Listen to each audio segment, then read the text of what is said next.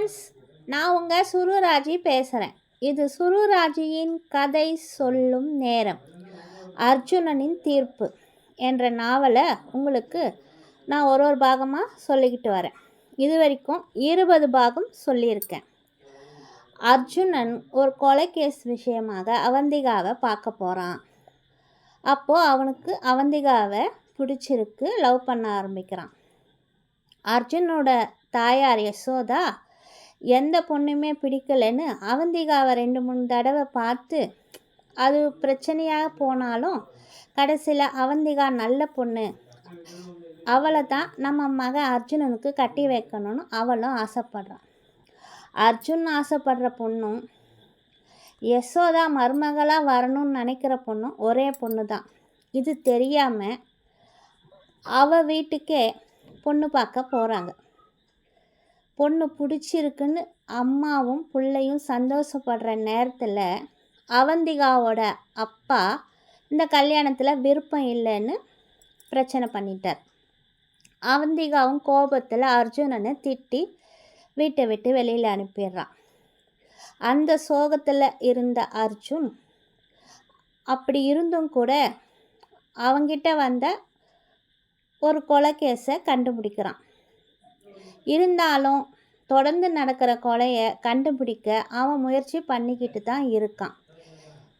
இது வரைக்கும் 20 பாகத்தில் இந்த கதையை நான் உங்களுக்கு சொல்லியிருக்கேன். இன்றைக்கு 21ஆம் பாகம் அர்ஜுனனின் தீர்ப்பு என்ற நாவலிருந்து நான் சொல்லப்போகிறேன். அர்ஜுன் தன் நண்பனுடன் சேர்ந்து ஒரு திருமணத்திற்கு சென்று இருந்தான்.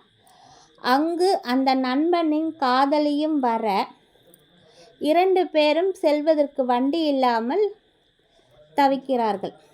அர்ஜுன் தன் வண்டியை நண்பனிடம் தந்து, நீ என் வண்டியை எடுத்துக்கிட்டு போய் உன்னோட காதலியை அவள் வீட்டில் விட்டுடு, நான் ஏதாவது ஆட்டோ பிடிச்சி வீட்டுக்கு போயிடுறேன் என்று கூறி கிளம்பினான்.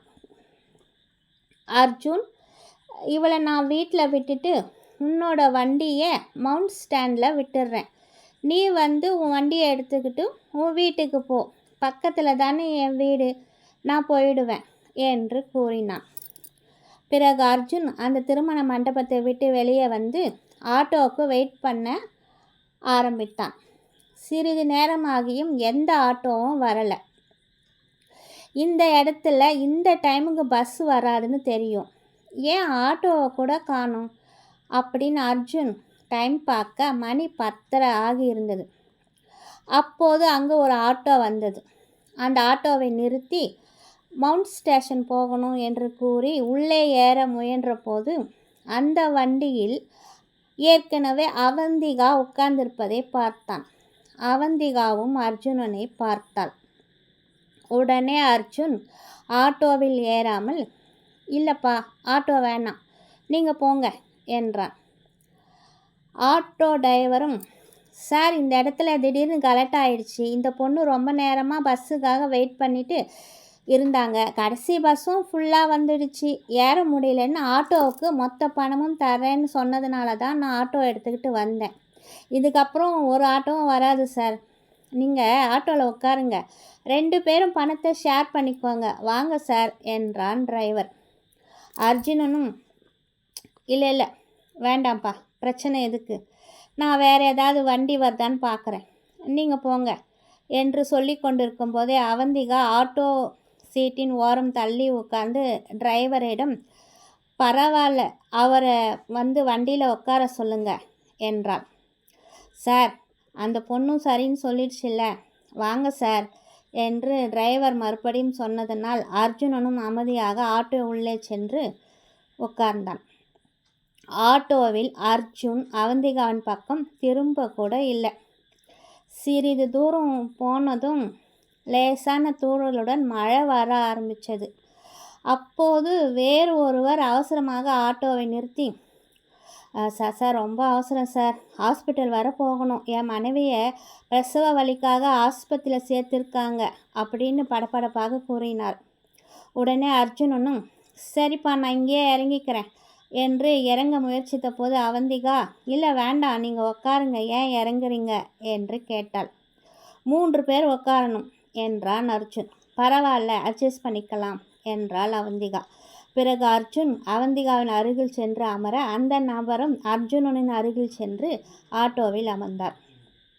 அர்ஜுனனும் எதுவும் பேசாமல் அமைதியாக வந்தான். அவந்திகா பேச ஆரம்பித்தாள். ஆசிரமத்தில் இருக்கிற ஒரு பாட்டிக்கு உடம்பு சரியில்லை, வீட்டுக்கு போகணும்னு அழுதாங்க. அதனால தான் அவங்கள அழைச்சிக்கிட்டு போய் அவங்க வீட்டில் விட்டுட்டு வரேன். அங்கேருந்து கிளம்பி ரொம்ப நேரம் வண்டி கிடைக்காம தான் ஆட்டோவில் ஏறினேன் என்றாள் அவந்திகா. ஆனால் இப்போவே ரொம்ப லேட் ஆயிடுச்சு என்று மறுபடியும் சொன்னாள்.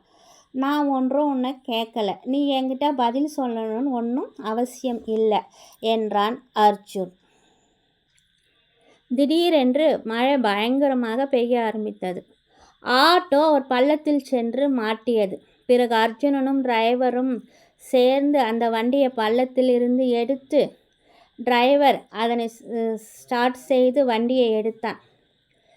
மணி இரவு 12 ஆகிவிட்டது. இதற்கு மேல் கிளம்புவது மிகவும் லேட் ஆகிவிட்டது என்று மனதுக்குள் புலம்ப ஆரம்பித்தாள் அவந்திகா. பிறகு மவுண்ட் வந்ததும் அர்ஜுன் வண்டியை நிறுத்த சொல்லி ஆட்டோவை விட்டு இறங்கினான். அந்த நபரும், சார் சீக்கிரம் ஹாஸ்பிட்டலுக்கு போங்க என்று டிரைவரிடம் கூறினார். உடனே அவந்திகாவும் ஆட்டோவை விட்டு கீழே இறங்கினாள். ஆட்டோ டிரைவர், மேடம் நீங்கள் ஏன் இங்கே இறங்கிட்டீங்க என்றாள் என்று கேட்டான்.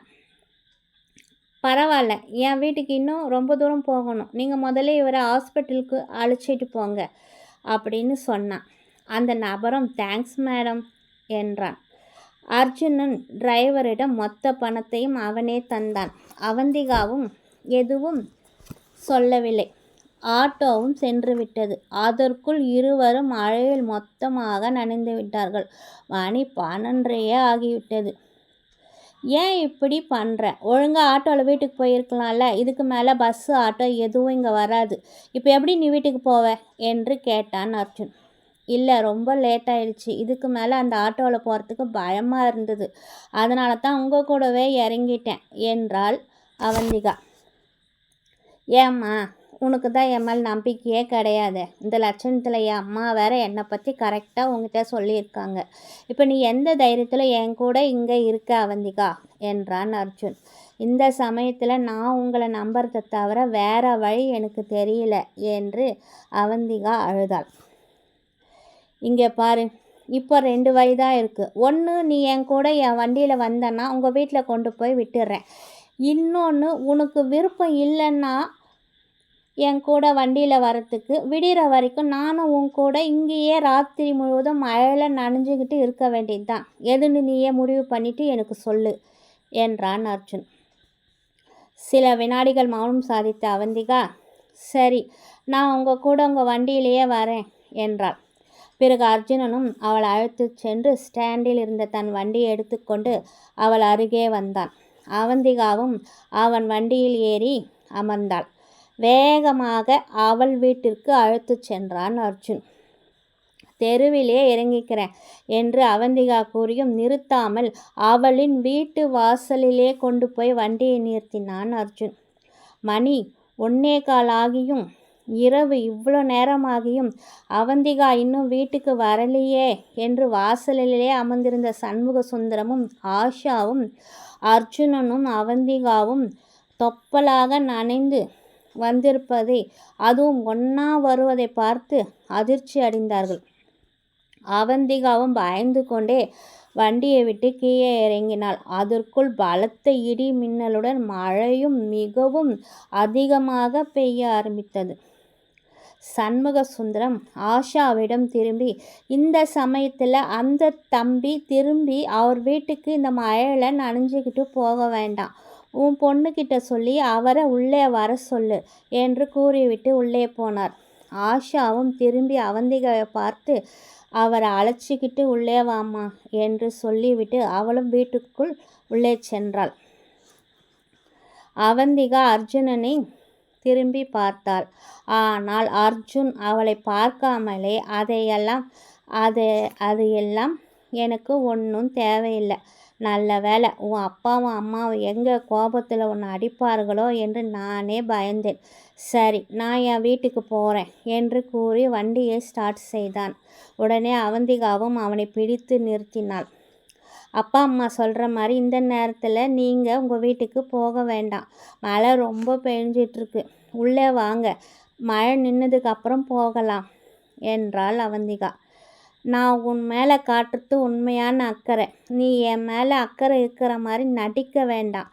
கையை எடு அவந்திகா என்று கத்தினான் அர்ஜுன். அப்போதும் அவள் அர்ஜுனன் மீதிருந்த கையை எடுக்கவில்லை. அர்ஜுன் அவளின் கையை பிடித்து விலக்கிவிட்டு வண்டியை திருப்பி கொண்டு தன் வீட்டிற்கு சென்றான். அவந்திகாவும் அழுது கொண்டே வீட்டிற்கு உள்ளே சென்றாள். இத்துடன் என்னுடைய 21ஆம் பாகம் முடிவடைந்தது. மீண்டும் உங்களை அடுத்த பாகத்தில் சந்திக்கும் வரை உங்களிடம் விடைபெறுவது உங்கள் சுருராஜி. இது சுருராஜின் கதை சொல்லும் நேரம். பாய்.